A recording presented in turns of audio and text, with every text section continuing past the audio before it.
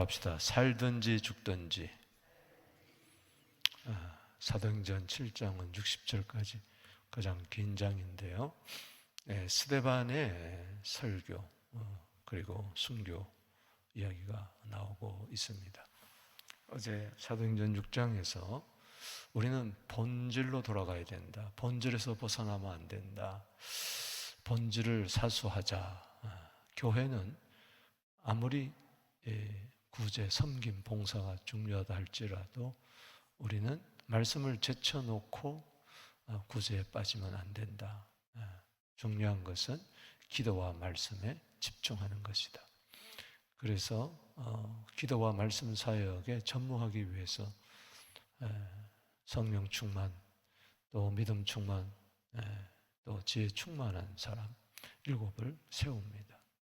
그 중에 스데반이 나옵니다. 그런데 이제 스데반이 소개되고 있는데 8절에서 6장 8절에서 15절까지 그 스데반은 또 은혜와 권능이 충만하다. 그래서 우리는 성도의 신앙의 본질은 항상 은혜 충만, 권능 충만해야 될 줄로 믿습니다. 그가 은혜와 권능이 충만할 때에 지혜와 성령이 따라서 말을 했고 그의 얼굴은 천사의 얼굴과 같았다. 살기등등한 공회원들이 바라보니까 전혀 고소당하고 구박당하고 능욕당하고 법정에 세워졌는데도 억울한 일을 당했는데도 모함을 당했는데도 전혀 흔들림이 없는 그 얼굴 표정 하나 바뀌지 않냐고 천사와 같이 하나님을 늘 대면했던 은혜와 권능이 충만하니까 6장 15절에 천사와 같았다. 그 스데반의 이야기 계속 이어집니다. 스데반 6장과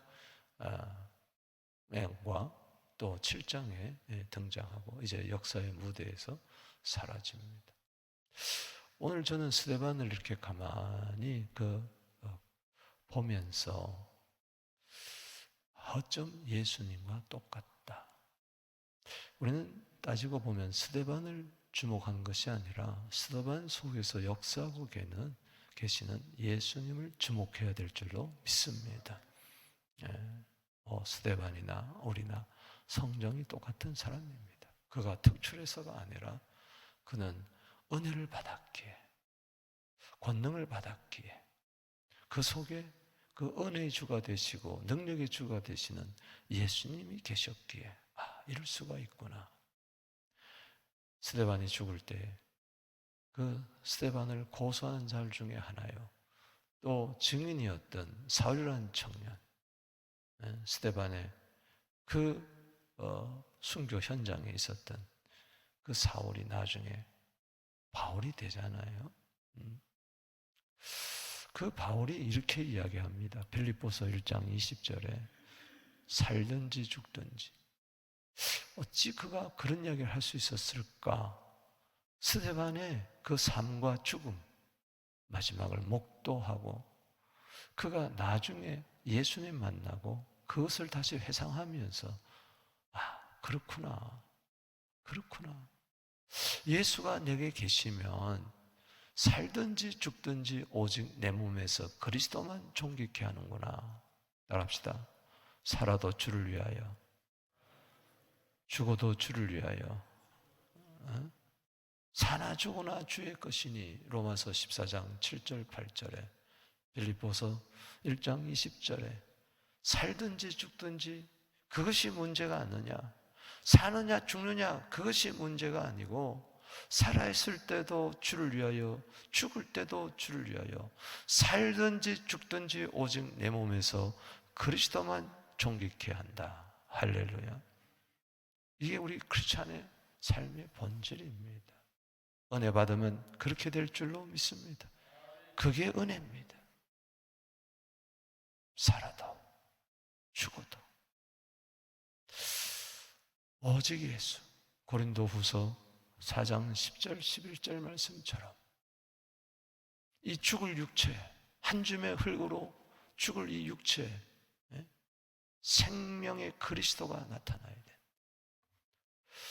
오늘 스데반의 삶과 죽음을 통해서 판박이다, 붕어빵이다, 어쩜 예수님과 이렇게 똑같냐? 우리는 오늘 스데반의 삶과 죽음을 통해서 그의 메시지, 회개를 촉구하고 그리고 돌에 맞아 순교하는 곳에서 펄펄 살아계시는 히브리서 13장 8절에 어제나 오늘이나 영원토록 동일하신 예수를 발견하게 됩니다. 놀라운 것은 스데반의 설교에서 예수란 말은 없습니다. 하나님의 아들이란 말도 없습니다. 그리스도란 말도 없습니다.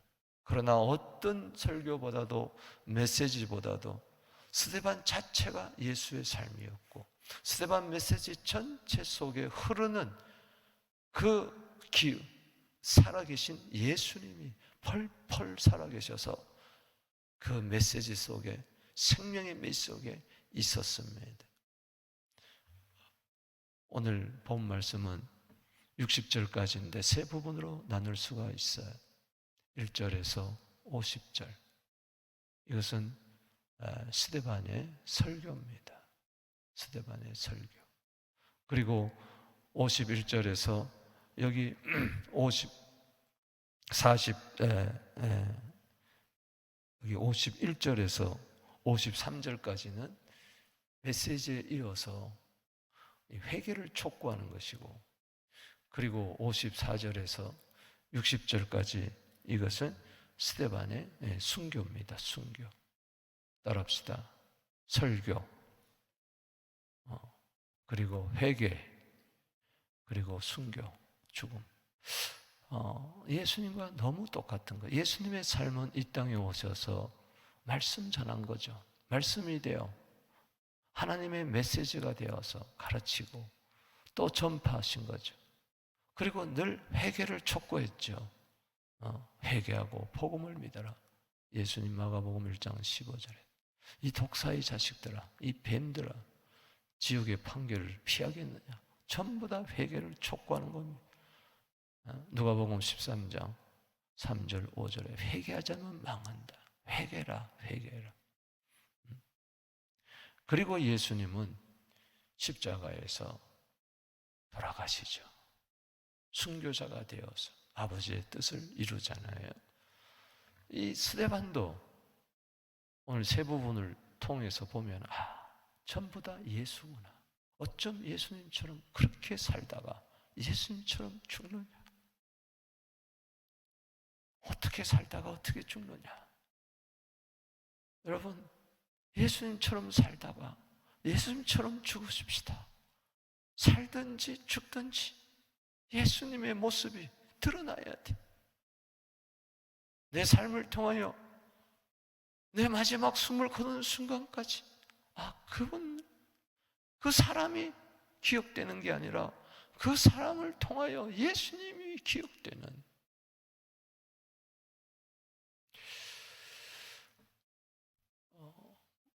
먼저 1절에서 50절까지 스데반이 설교를 하는데 9사람이 등장합니다. 아브라함, 이삭, 야곱, 요셉, 그리고 모세, 아론, 여호수아, 그리고 다윗, 솔로몬, 이 9명이 등장하는데 4명, 그리고 3명, 그리고 2명 이렇게 나눌 수가 있습니다. 이거는 역사적인 시대별로 잘 정리가 되어 있어요. 오늘 본 말씀은 크게 스데반의 설교는 53절까지인데 이것은 구약 전체를 창세부터 계시록 말라기까지 이야기한 거예요. 족장 시대를 거쳐서 그리고 출애굽 시대, 광야 시대, 또 정복 시대, 가나안 정복 시대, 그리고 왕정 시대, 그리고 말라기까지 선지자들까지 이야기를 하면서 마감을 해요. 오늘 여기 아브라함, 이삭, 야곱, 요셉까지 이야기가 바로 창세기 이야기 아닙니까? 그게 족장시대 이야기예요. 그리고 모세, 여호수아, 그리고 모세, 아론, 여호수아, 이 세 사람은 바로 출애굽 시대, 광야 시대, 가나안 정복 시대까지를 이야기하는 겁니다. 그리고 세 번째 부분에 나오는 마지막 두 사람, 다윗과 솔로몬은 왕정 시대를 대표하고 있습니다. 그래서 1절에서 50절까지 이 설교는 대표되는 사람 세 사람이 있어요. 첫 번째는 누굽니까? 족장 시대의 아브라함. 따라합시다. 아브라함. 그래서 핵심 인물을 찾는 게 중요합니다. 아브라함. 그 다음에 이 출애굽 시대, 가나안 정복 시대 핵심된 인물이 누구냐? 따라합시다. 모세. 네, 따라합시다. 모세. 그래서 오늘 아브라함, 모세, 그리고 왕정 시대에 들어와서 우리가 생각해야 할 인물이 누굽니까? 다윗. 따라합시다. 다윗. 그래서 오늘 설교가, 이 스데반의 설교가 50절까지 복잡한 것 같지만은 가만히 들여다보면 아브라함 이야기하고 싶고, 그리고 모세 이야기하고 싶고, 그리고 다윗을 이야기하고 싶은 거예요. 이 아브라함과 그리고 모세와 다윗을 이야기하고 싶은 것은 그들의 삶을 이야기하는 게 아니고, 그들의 생애가 어떠했다라고 이야기하는 게 아니고, 바로 그들이 삶을 통해서, 그들에게 하신 말씀을 통해, 하나님 말씀을 통해서 바로 메시아를 이야기하고 싶은 거예요. 예수를 이야기하는 거예요. 지금 유대인들은 지금 공회원에 앉아서 지금 오늘 이 심판하고 판단하는 이 가운데서 기회를 잡아가지고 오히려 이 스데반은 내가 죄가 없다고 이야기하는 게 아니고 지금 예수를 이야기하고 싶은 거예요. 너희가 그토록 기다리던 메시아가 누구냐? 바로 예수다. 할렐루야. 그래서 여기 중요한 구절, 여기 5절, 그리고 37절, 46절, 그리고 이제 회개를 촉구하는 데서 중요한 것이 52절입니다. 이 구절을 여러분들이 아셔야 돼요. 이제 먼저 아브라함은 보십시다. 1절에서 아브라함 이야기인데, 여기 아브라함의 이야기에서 하고 싶었던 이야기가 바로 5절에 있습니다. 읽어보겠습니다. 1절에서 16절까지 아브라함 이야기인데, 자, 5절 읽어봅시다. 시작. 그러나 여기서 발붙일 만한 땅도 유업으로 주지 아니하시고 다만 이 땅을 아직 자식도 없는 그의 후손에게, 거기다 줄을 치세요. 따라합시다. 후손에게 소유로 주신다고 약속하셨습니다. 이 후손이 중요한 겁니다. 후손은 여기 스페르마라는 뜻인데, 이거는 씨라는 겁니다. 따라합시다. 씨. 약속의 씨를 이야기하는 거예요.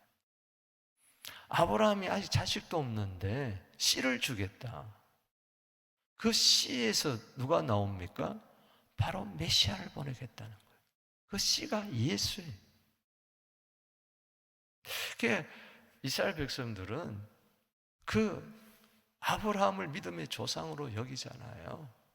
그래서 아브라함이 위대한 사람이 아니라, 아브라함은 형편은 없잖아요. 우상을 섬겼던 자고 자기 처를 누이라고 속이고 그런 비겁한 자가 아닙니까? 근데 중요한 것은 하나님께서 은혜로 아브라함을 부르시고 갈대아 우르, 또 하란으로, 그리고 약속의 땅으로 부르시면서 형편없는 이 아브라함에게 은혜로 부르셔서 씨를 약속합니다. 그 씨가 뭐냐? 바로 올실 메시아를 이야기하는 거예요.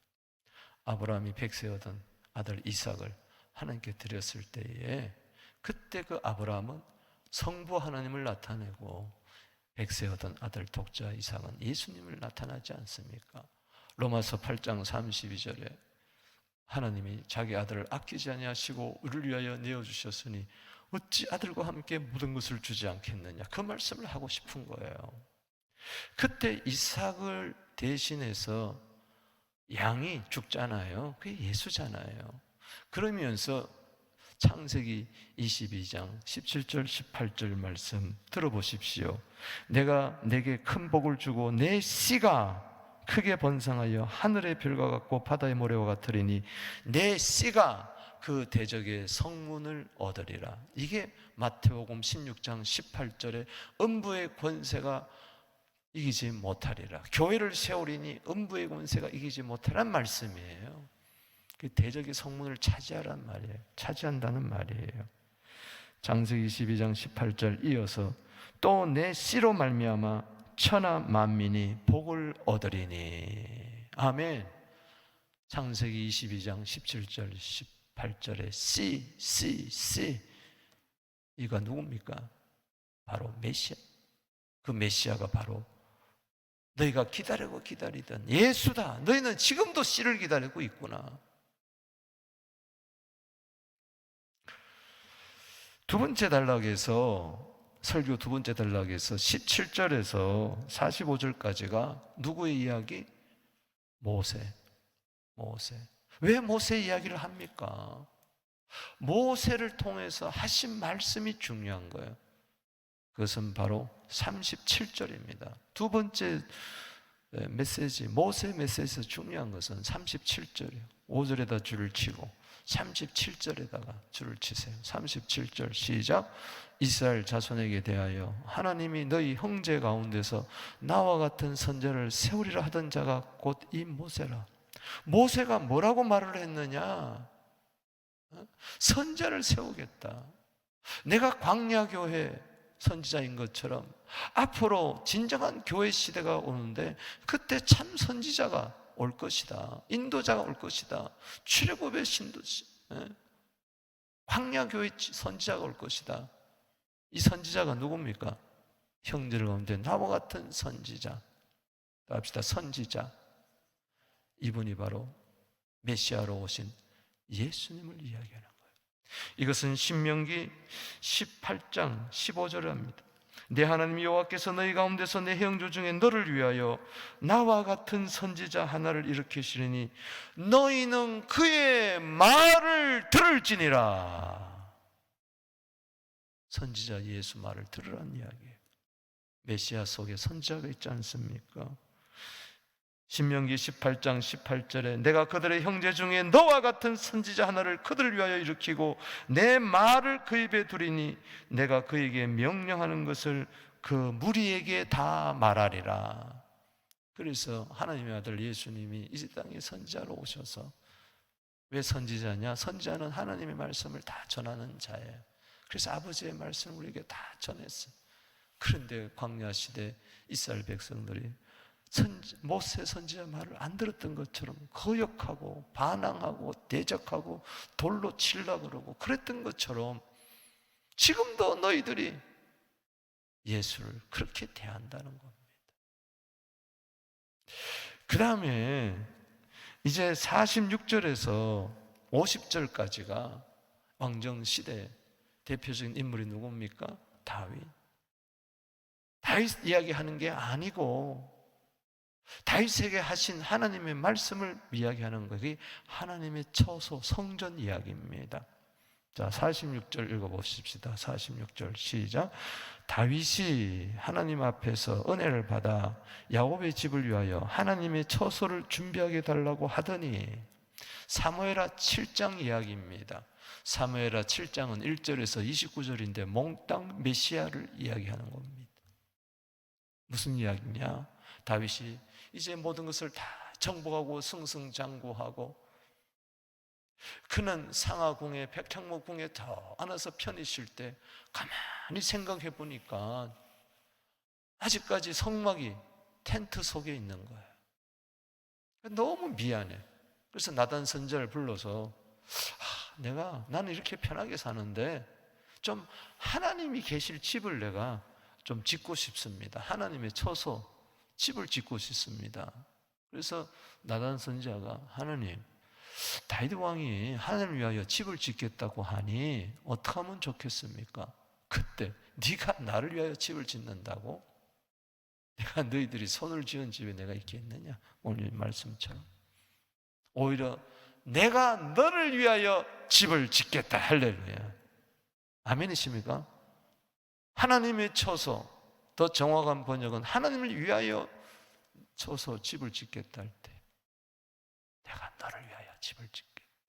이 사무엘하 7장 11절입니다. 이 응답을 나단 선지자로부터 받고 나서 너무 감사해가지고 내가 너를 위하여 집을 지을 텐데 너와 내 후손들이 영원히 경고하게 되리라. 여러분, 그게 바로 예수입니다. 할렐루야. 하나님의 처소가 뭐예요? 성전이고 그 성전이 누굽니까? 예수입니다. 그래서 지금 왜 이 성전 이야기를 합니까? 그가 고발당해가지고 온 것은 바로 지금 성전을 허물다는 이 예수를 전하고 있습니다. 율법을 어기고 있습니다. 그 제목 아닙니까? 그래서 참 성전이 뭔 줄 아느냐? 요한복음 2장 19절에 예수님이 말씀했잖아. 이 성전을 헐라 내가 사흘 만에 일으키리라. 이는 성전된 자기 육체를 가리켜 하신 말씀이라. 바로 그 이야기를 하고 싶은 겁니다. 그래서 사무엘하 7장 27절 말씀에 나는 하나님을 위하여 집을 짓겠다 그랬는데 하나님은 나를 위하여 영원한 집을 짓겠다 하니 주여 이 종을 기억하사 나와 내 집이 영원히 복을 받게 하여 주시옵소서. 사무엘하 7장 27절, 28절, 29절 너무나 유명하잖아요. 하나님이 나를 위하여 집을 짓겠다 하기 때문에 내가 기도로 구할 마음이 생겼나이다. 아멘. 따라합시다. 기도로 구할 마음이 생겼나이다. 사무엘하 7장 27절에 내 기도가 예수를 생각하기만 하면은 나를 위하여 피 흘려서 성전된 예수만 생각하면은 기도로 구할 마음이 생기고 주님 종과 종의 집이 영원히 복을 받게 하옵소서. 아멘이십니까? 그러니 오늘 7장 1절에서 50절까지 이 메시지는 예수란 이야기는 하지 않았지만은 예수가 바로 너희가 잡아 죽인 예수가 바로 예수다라는 것을 메시아라는 것을 이야기해 주고 싶은 것입니다. 아브라함을 통해서 누구? 아브라함 통해서 주님이 뭐라고 그랬어요? 네 씨로 말미암아 5절. 그리고 모세를 통해서는 뭐요? 37절에 선지자를 보내겠다 말씀하지 않았습니다. 이게 전부 다 다윗이 아브라함이 생각하는 게 아니에요. 하나님이 약속한 거 아닙니까? 씨의 약속, 선지자의 약속. 그리고 다윗을 통해서는 뭐예요? 합시다. 하나님의 처소 46절. 하나님의 집 성전. 그 이야기 해준 겁니다. 그러고 나서 두 번째 단락에 가면은 오늘 51절에서 53절까지 회개를 촉구하는 겁니다. 메시지를 들었으니 이제는 회개하라는 겁니다. 그러면서 뭐라고 이야기합니까? 51절에 읽어보겠습니다. 시작. 목이 곱고 마음과 귀에 할례를 받지 못한 사람들아, 너희도 너희 조상과 같이 항상 성령을 거스리노다. 할례 이야기는 8절에 이야기했잖아요. 할례 언약. 진짜 할례는 육체의 피를 끊어내는 게 아니고 할례 언약은 피 언약이고 바로 예수님과 세운 피의 언약, 새 언약을 이야기하는 것인데 에레미야 4장 4절에 마음의 할례를 받아야 되는데 저들은 껍데기만 할례 받아가지고 우리는 할례 받은 민족이다. 할례 받지 못한 자들 개같이 돼지같이 여기는 이 어리석은 사람들, 목과 그리고 마음과 귀에 할례를 받지 못한 이 종교인들아, 너희가 하나님을 믿었다면 예수를 믿었을 터인데 항상 성령을 거스리는구나. 구약 전체가, 유대인 전체가 성령을 거스리는 이야기예요. 그러니 저들은 예수 아니면은 구원받을 수가 없습니다. 우리도 항상 성령을 거스리는 자들인데 예수 아니면 우리는 구원이 없습니다. 아멘이십니까? 그래서 이 회개를 촉구하면서 또 하나 예수가 누군가를 알려줍니다. 그 씨, 그 선지자, 그 성전이 누구냐? 바로 의인이다. 할렐루야. 아멘. 그래서 두 번째 단락 51절에서 53절 회개를 촉구하는 곳에서 중요한 것이 52절입니다. 오늘 5절, 37절, 46절, 52절이 핵심 구절입니다. 자, 52절 읽어보십시다. 시작. 너희 조상들이 선지자들 중에 누구를 박해하지 않았느냐? 의인이 오시리라 예고한 자를 그들이 죽였고 이제 너희는 그 의인을 잡아준 자여 살인한 자가 되나니. 선지자들은 뭐냐? 메시아가 온다, 의인이 온다, 의인이 온다, 의인이 오시리라고 예고한 선지자들을 전부 다 돌로 쳐 죽이고 톱으로 쳐 죽이고 칼로 쳐 죽이고 그랬던 거예요. 그게 대선지서 소선지서 이야기 아닙니까? 이사야부터 말라기까지 이야기가 아닙니까? 의인 잡아 죽인, 의인을 그렇게 죽이더니 진짜 그 의인이 오시라고 예고했던 그 의인이 바로 예수님이 오셨는데, 의인 예수가 오셨는데, 하나님의 아들이, 죄 없는 하나님의 아들이 인간의 몸으로 와서 사람의 아들로 오셔서 우리를 의인되게 하려고 오셨는데 그 의인을 이방인에게 잡아주고 살인했다. 너희들이 살인자다.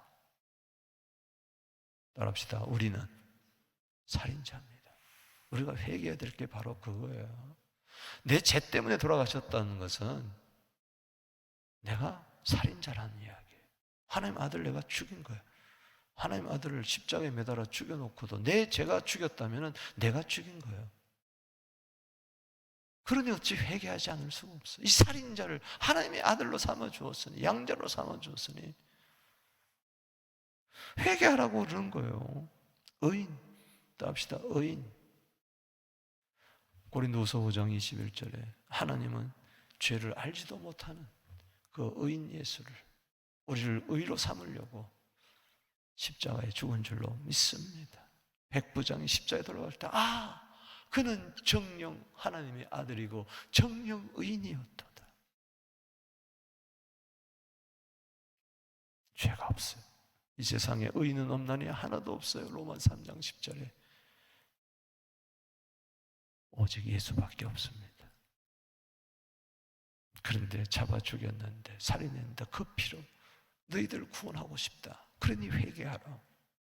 53절에 너희는 천사가 전하여준 율법을 받고도 지키지 아니하였도다. 너희가 율법 자랑하는데 그 율법은 뭐냐? 로마서 3장 20절에 율법은 지키라고 준 게 아니고 죄를 깨닫게 하려고 준 거다. 율법이 없으면은 죄가 죄인 줄 모르니까, 법이 없으면은 마음대로 살잖아요. 법을 세우는 것은 죄를 깨닫게 하려고 한 거예요. 그래서 죄를 깨달아서 어떻게 하라는 겁니까? 갈라디아 3장 24절에 율법은 그리스도에게 인도하는 초등교사, 몽학선생. 율법을 네가 깨달았다면 예수를 믿을 수밖에 없다. 메시아를 믿을 수밖에 없다. 회개를 촉구하는 겁니다. 마가복음 1장 15절에 따라합시다. 회개하고 복음을 믿어라. 세 번째 단락을 가봅시다. 54절에서 60절까지. 여러분, 메시지에서도 C, 예수, C, 그리고 선지자, 그리고 성전된 그리스도 예수를 전하고 회개를 촉구하면서 의인 예수를 믿으라고 촉구했던 그가 이제 실제적으로 죽으면서 그 C가, 선지자가, 그 성전이, 의인이 바로 예수다! 할렐루야. 그걸 보여주는 거예요. 죽으면서 그는 하늘문이 열린 것을 바라보며 예수를 드디어 말하기 시작하는 거예요. 여기 54절에 그들이 이 말을 듣고 마음에 찔려 그를 향하여 이를 갈거늘. 여러분, 사도행전 2장 37절에도 베드로가 말씀을 전할 때 마음에 찔려 3,000명이 회개하는데 그래요. 베드로의 설교에는 사람들이 마음에 찔려 회개하는데 3,000명이, 스데반의 설교는 저들이 마음에 찔려 우리 이를 갈아요. 뭐 스데반의 설교가 못해서 그랬습니까? 이것도 다 하나님의 은혜 가운데, 작전 가운데 들어가는 것이죠. 스데반이 55절 읽어봅시다. 스데반이 성령 충만하여 하늘을 우러러 주목하여 하나님의 영광과 및 예수께서 하나님 우편에 서신 것을 보고, 할렐루야, 성령 충만이 계속되기를 바랍니다. 6장에서도 성령 충만, 은혜와 권능이 충만, 지혜와 성령이 충만, 성령의 말씀을 따라 말을 하고 천사의 얼굴을 갖고, 지금 설교하면서도 이빨을 부득부득 가면서도 공회원 앞에서도 성령 충만, 성령 충만, 성령 충만. 할렐루야. 성령 충만이 뭡니까? 성령 충만은 땅을 바라보는 게 아니라 하늘을 바라보는 게 성령 충만입니다. 하나님의 영광을 바라보는 것입니다. 예수님을 바라보는 것입니다. 그리고 거기 모인 사람들에게 다 이야기합니다. 56절에 보라, 하늘이 열리고 인자가 하나님 우편에 서신 것을 보노라.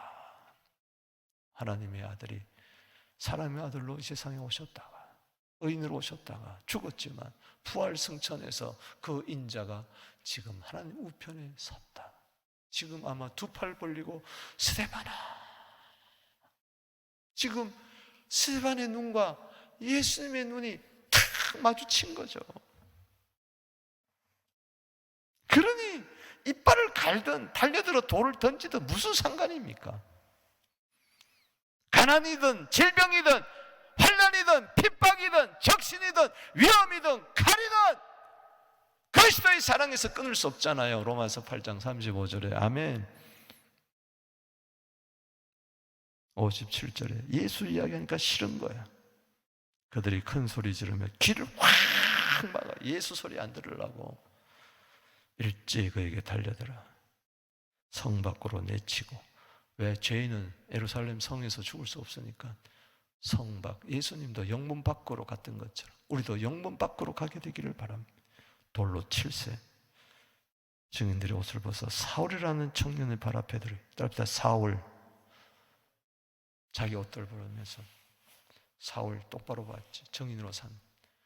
여러분, 모두 다가 한 사람도 회개하지 않고 이를 건 것 같지만 하나님이 사울을 사도행전 9장에서 드디어 부르십니다. 할렐루야. 그도 스데반처럼 설교하고 회개 촉구하다 그도 죽죠. 다 예수입니다. 자, 살든지 죽든지 오직 예수. 보십시다. 59절 순교 현장에서 시작. 그들이 돌로 스데반을 치니 스데반이 부르짖어 이르되 주 예수여 내 영혼을 받으소서. 주 예수여. 드디어 예수여. 듣는 사람들이 다 듣는 겁니다. 그 씨가, 그 선지자가, 그 성전이, 그 의인이 지금 살아계셔서 저 하늘 보좌 우편에 서 계신다. 주 예수여. 일부러 들으라고 큰 소리로 주 예수여 내 영혼을 받으소서. 예수님처럼 기도하잖아요. 예수님이 십자가에 달려 돌아가시면서 누가복음 23장 46절 말씀에 큰 소리로 아버지여 내 영혼을 받으소서. 똑같잖아요. 예수잖아요. 60절에 무릎 꿇고 크게 불러 이르되 주 예수여. 따라합시다. 주 예수여 이 죄를 그들에게 돌리지 마옵소서. 이 말하고 자니라. 크게 불러 이르되 들으라고 주 예수여 내 영혼을 받으소서. 주 예수여 저들의 죄를 사하여 주옵소서. 어쩜 예수님과 똑같아요. 누가복음 23장 34절에 예수님이 십자가에 달려 오전 9시에서 6시, 3시까지 6시간 달리는 가운데 첫 7마디 가운데 첫 마디가 뭡니까? 누가복음 23장 34절에 아버지여 저들의 죄를 사하여 주시옵소서. 똑같잖아요. 예수 판박이잖아요. 살았을 때도 예수, 죽었을 때도 예수, 오직 예수만 드러나게 하잖아요. 아멘이십니까? 이게 성령의 역사죠. 성령이 말하계심을 따라 말을 하는 거죠. 말씀을 맺습니다. 사랑하는 성도 여러분, 오늘 스데반의 설교, 회개 촉구, 그리고 순교 현장을 바라보며 나는 왜 스데반처럼 못 사는가? 스데반처럼 살았으면 좋겠다. 야, 이런 스데반이 있느냐? 훌륭한 인물이다. 이 사람을 영웅시하지 마세요. 이 스데반을 스데반 되게 하신 주님, 할렐루야, 그분을 우리는 사모하고 그 예수님 내 안에도 계시니 본질로 돌아가서 은혜와 권능이 충만해서 예수처럼 살다가 예수처럼 죽게 하여 주시고 오직 살든지 죽든지 내 몸에서 주님만 드러나게 하여 주시옵소서.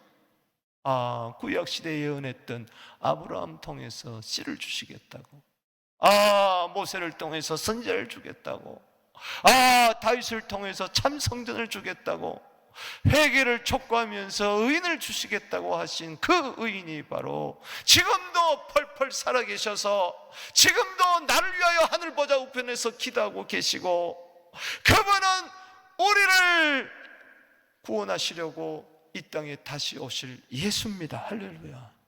우리가 오늘도 예수를 바라보며 예수여 사는 우리 일생이 되기를 주의 이름으로 축복합니다.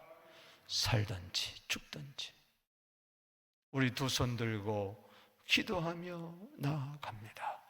주여